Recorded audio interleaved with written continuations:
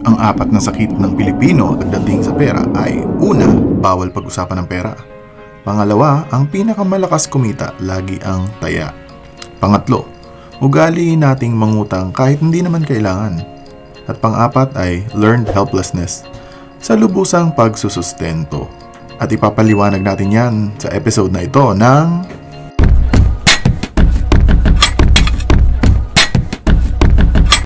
ito malamang ang tinatawag na Bad Filipino Financial Literacy o ano ang sakit ng pera ng Pilipino.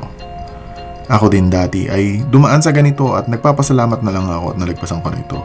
Pero mas maganda sana kung may mga nagturo sa akin dati para hindi ko na, pinagdaanan ng mga maling gawain ito. Sa ating kultura, kalimitang tabu ang pag-usap tungkol sa pera. Ito ay marahil sa maling interpretasyon natin na kapag mayaman, masama ka na. Isipin mo na lang yung mga pelikulang Pinoy na ang kadalasang kontrabida, di ba? Yung mga mayayaman at ang bida ay mahirap na inaapi. We love rooting for the underdog, ika nga. Sa kasamaang palad, namarkahan na ang ating paniniwala na masama maging mayaman. Kung kaya't ang pag-uusap sa pera o financial knowledge ay hindi natin naituturo sa pamilya natin. Kaya ugaliin natin pag-usapan ang galawan ng pera because money is not the root of evil. Instead, the love of money is the root of evil. Nilalabas lamang nito kung sino talaga tayo.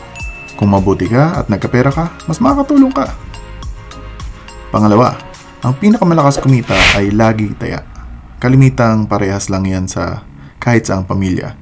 Kaya sa likod ng pagiging successful natin, may kaunting backlash na ngayon kailangan na nating buhatin ang mga bayarin kapag may okasyon o kalamidad.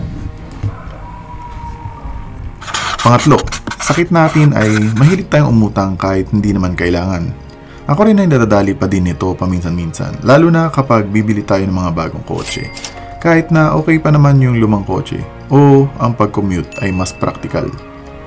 Minsan may mga umuutang pa na 2 buwang sahod nila para mairaos ang isang okasyon o mapagbigyan ng bunso nilang gusto ng iPhone o bagong phone. Kaya iwasan natin ito. Ang huling sakit natin ay ang lubusang pagsusustento sa mga relatives, parents at family. Wala namang masama sa pagpapadala ng pera o magbigay ka sa kamag-anak kung nangangailangan. Ang problema ay nasasanay ang iba na manghingi ng manghingi. May kakilala akong ganyan dahil may kaya ang 2 kapatid niya abroad, hindi na siya nagtatrabaho at puro inom na lang ang ginagawa. Kahit malakas pa ang katawan niya. Ikaw naman sustentado at hindi na kailangan magtrabaho. Nakakalungkot lang dahil nawawalan siya ng purpose sa life at puro bisyo at barkada na lang ang inaatubag. Imbis na pagbutihin ang sarili o di kaya paunlad ng isang business na pagkakalibangan niya. Learned helplessness, iwasan natin to. Kung nagustuhan nyo ang episode na to, huwag niyo kalimutang mag-subscribe at like, comment na rin para mapunta tayo sa analytics at makilala ng mga tao. Kaya hanggang sa susunod, mga kadiskarte, ingat!